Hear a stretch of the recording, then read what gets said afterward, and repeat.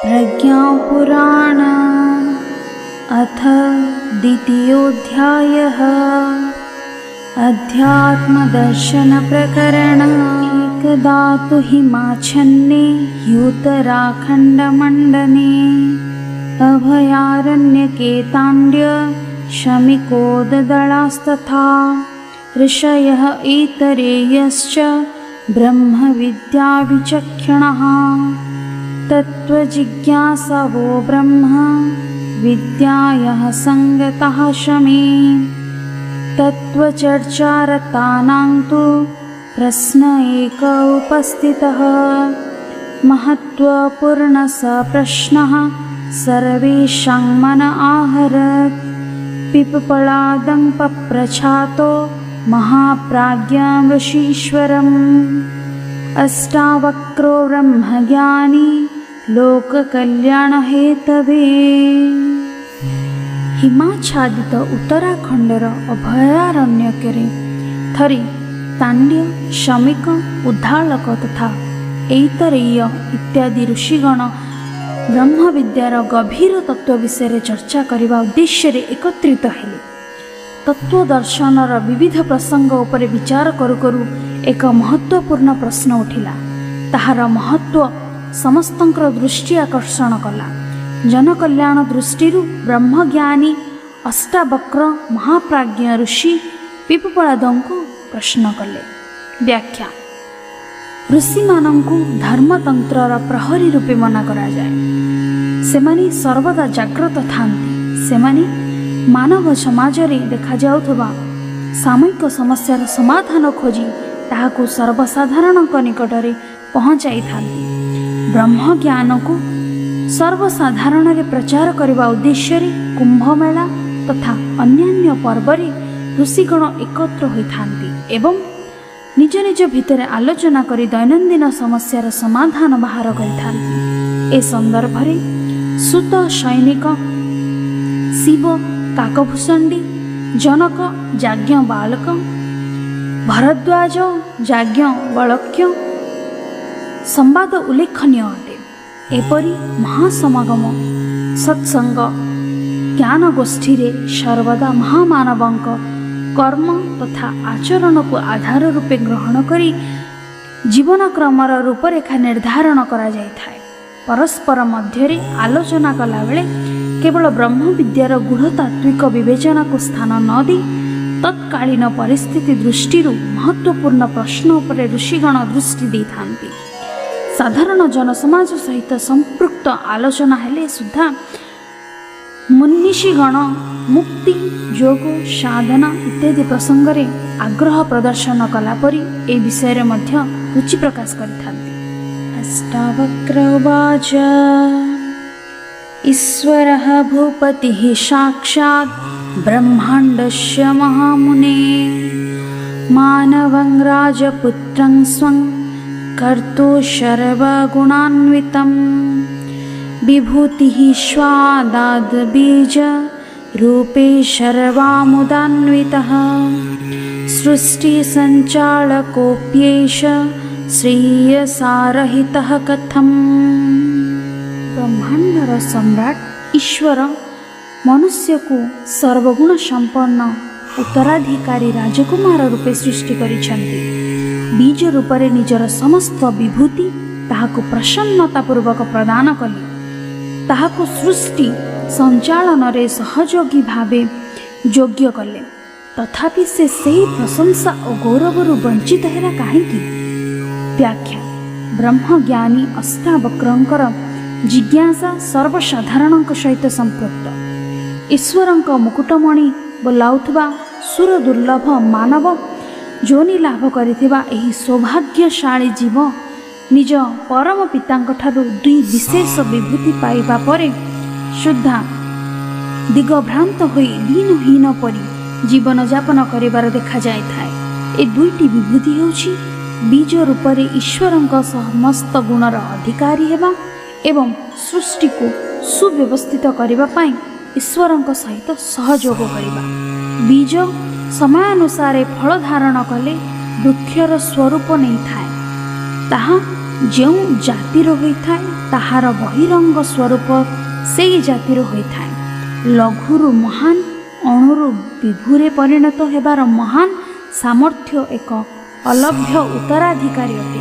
ଏହା ପାଇବା ପାଇଁ ତାହାକୁ କେତେ ଯୋନିରେ ଜନ୍ମ ନେଇ କଷ୍ଟ ଭୋଗ କରିବାକୁ ପଡ଼େ। ସହଯୋଗର ଉଦ୍ଦେଶ୍ୟ ହେଉଛି ସୁସଞ୍ଚାଳନ। ସୁବ୍ୟବସ୍ଥିତ ପରିଚାଳନାକୁ ଅସ୍ତବ୍ୟସ୍ତ କରିବା ଏହାର ଉଦ୍ଦେଶ୍ୟ ନୁହେଁ। ଏପରି ଅବସ୍ଥାରେ ଯେତେବେଳେ ଗୁଣ କର୍ମ ସ୍ୱରୂପ ବୀଜ ଅଙ୍କୁରିତ ହେବା ପାଇଁ ଅସମ୍ମତ ହୁଏ ଏବଂ ମାନବ ବ୍ୟବସ୍ଥିତ ପରିଚାଳନା ପରିବର୍ତ୍ତେ ବିଗ୍ରହ ଓ ସହଯୋଗ କରେ, ତେବେ ବିକୃତ ଅବସ୍ଥା ଆସିବା ସ୍ୱାଭାବିକ ଅଟେ। ସାମର୍ଥ୍ୟ ନ୍ୟୁନତାୟାଂ ତୁ ସାଧନାଭାବ ଏବ ବା ପ୍ରତିକୂଳସ୍ଥିतो वापि नरस्त्वसफलो भवेत्। यत्रेत नास्ति तन्नापि सृष्टिरत्नं नरः कथम् ध्येनेन कल्पितेनाथ जीवतीह घृणास्पदः। ସାମର୍ଥ୍ୟର ନ୍ୟୁନତା, ସମ୍ବଳର ଅଭାବ, ପ୍ରତିକୂଳ ପରିସ୍ଥିତି ଥିଲେ ସଫଳ ହୋଇ ନ ପାରିବାର ତଥ୍ୟ ବୁଝାପଡ଼ୁଛି। କିନ୍ତୁ ଯେଉଁଠାରେ ଏପରି ଅବସ୍ଥା ନାହିଁ, ସେଠାରେ ମନୁଷ୍ୟ ତୁଲ୍ୟ ସୃଷ୍ଟିର ମୁକୁଟମଣି ହେୟ ସ୍ତରରେ ଜୀବନଯାପନ କରୁଛି କାହିଁକି? ସେ ଘୃଣାର ପାତ୍ର ହେଉଛି କାହିଁକି? ବ୍ୟାଖ୍ୟା: ଯେଉଁ କାରଣରୁ ମାନବ ସମୃଦ୍ଧ ସମ୍ପନ୍ନ ହୋଇଛି, ଯଦି ତାହାର ଅଭାବ ଥାନ୍ତା, ତେବେ ମନୁଷ୍ୟର ଦୁଇ ଉପରୋକ୍ତ ପ୍ରୟୋଜନ ସୃଷ୍ଟିର ଉତ୍ପତ୍ତି ଏବଂ ସୃଷ୍ଟିର ସଞ୍ଚାଳନରେ ଅସଫଳତା ରହିବା କଥା ସ୍ୱୀକାର ଯୋଗ୍ୟ ହୁଅନ୍ତା। କିନ୍ତୁ ଏହା ସପକ୍ଷରେ କିଛି ନାହିଁ। ତାର ପରିବର୍ତ୍ତେ ଜନ୍ମ ଦେବା ପରେ ପରମ ପିତା ତା ପାଇଁ ସମ୍ବଳ, ସାମର୍ଥ୍ୟ ଏବଂ ସହଯୋଗୀ ପରିସ୍ଥିତିର ଅନୁଦାନ ଦେଇଛନ୍ତି। ତଥାପି ସେ ପ୍ରତିକୂଳ ପରିସ୍ଥିତି ପାଇଁ କାନ୍ଦୁଛି କାହିଁକି? ବ୍ରହ୍ମଜ୍ଞାନୀ ଜିଜ୍ଞାସୁମାନଙ୍କ ପାଇଁ ଏହା ଏକ ସମସ୍ୟା ହୋଇଯାଇଛି। ସତ୍ୟଯୁଗେନ ରହସର୍ବେ ସୁସଂସ୍କୃତସमुन्नतं ଦେବଜୀବନ ପଦ୍ଧତ୍ୟା ଜୀବନ୍ତି ସ୍ମ ଧରାମିମାଂ ସ୍ୱର୍ଗେଣ୍ୟେବ ତୁ ଦିବ୍ୟେନ वातावरणकेन ते भरितां दीवधानाश्च विचरन्ति कथं पुनः कारणं किं समुत्पन्नं पातगर्ते यथा पतन् सम्प्रति किं स्थितिं दीनं गतः सर्वे जतो मुने दुर्धर्षायं विमतौ तु विग्रहे वाप्युपस्थिते उत्पद्यते विवशिता नेतदस्ति तु साम्प्रतं सामान्यं दिनचर्यायाः कमश्चलति मानवः शक्तिसाधनसम्पन्नः पातगर्ते पतन्ति किम्। ସତ୍ୟଯୁଗରେ ସବୁ ମନୁଷ୍ୟ ସମୁନ୍ନତ ଓ ସୁସଂସ୍କୃତ ସ୍ତରର ଦେବ ଜୀବନ ଯାପନ କରୁଥିଲେ ଏବଂ ଏ ପୃଥିବୀକୁ ସ୍ୱର୍ଗତୁଲ୍ୟ ଦିବ୍ୟ ବାତାବରଣରେ ପରିପୂର୍ଣ୍ଣ ରଖିଥିଲେ।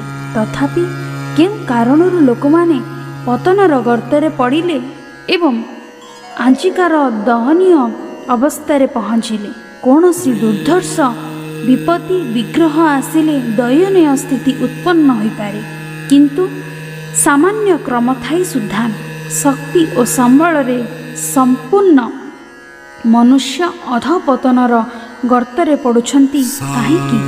ବ୍ୟାଖ୍ୟା: ମନୁଷ୍ୟକୁ ଯେବେଠାରୁ ଏ ଜନ୍ମ ମିଳିଛି, ସୃଷ୍ଟିର ଉତ୍ପତ୍ତି ଓ ବିକାଶ ହୋଇଛି, ସେ ହେୟ ସ୍ତରର ଜୀବନଯାପନ କରି ଆସିଛି ଏମିତି କିଛି କଥା ନୁହେଁ।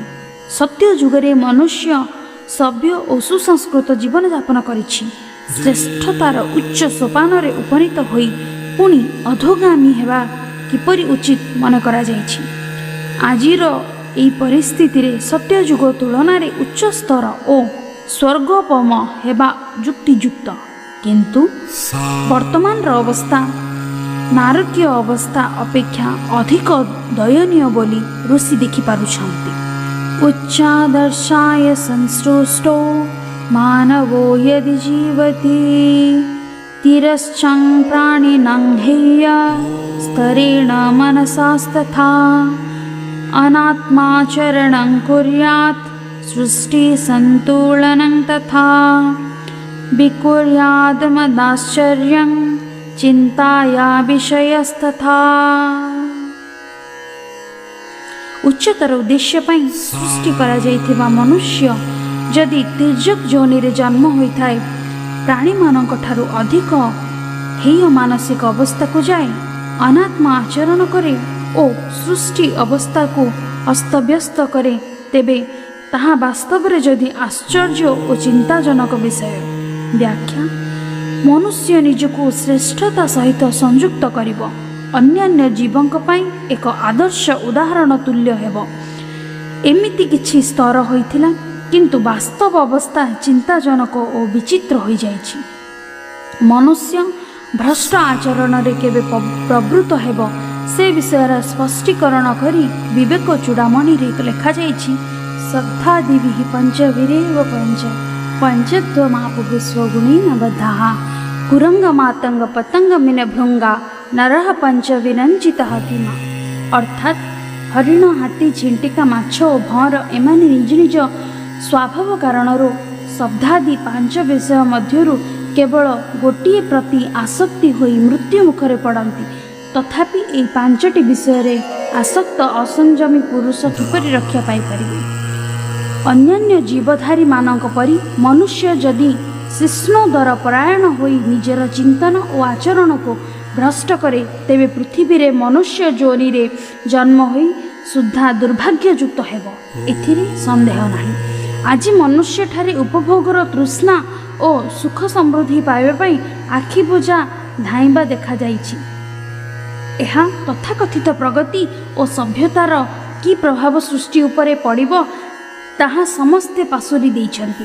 ଉଚ୍ଛୃଙ୍ଖଳା, ଭୌତିକବାଦ, ଅନିୟନ୍ତ୍ରିତ ଦାନବ ପରି ନିଜର ପାଳକକୁ ଉଦ୍ଧ୍ୱସ୍ତ କରୁଛି। ପର୍ଯ୍ୟାବରଣ ପ୍ରଦୂଷଣ ଏବଂ ଅଦୃଶ୍ୟ ଜଗତରେ ପରିବ୍ୟାପ୍ତ ହାହାକାର ମନୁଷ୍ୟ ନିଜେ ସୃଷ୍ଟି କରିଛି। ଏହା ଆସ୍ଥା ସଙ୍କଟ ରୂପେ ପ୍ରକଟ ହୋଇଛି। ବିଭିନ୍ନ ବିଭୀଷିକା ରୂପେ ଏହାର ପ୍ରତିକ୍ରିୟାକୁ ଭୋଗ କରୁଛି ମାନବ ଜାତି। ଇତିହାସ ଉପରେ ଦୃଷ୍ଟି ଦେଲେ ଜଣାଯାଏ ଯେ ପୂର୍ବରୁ ଏପରି ଉଦାହରଣମାନ ଅନେକ ରହିଛି।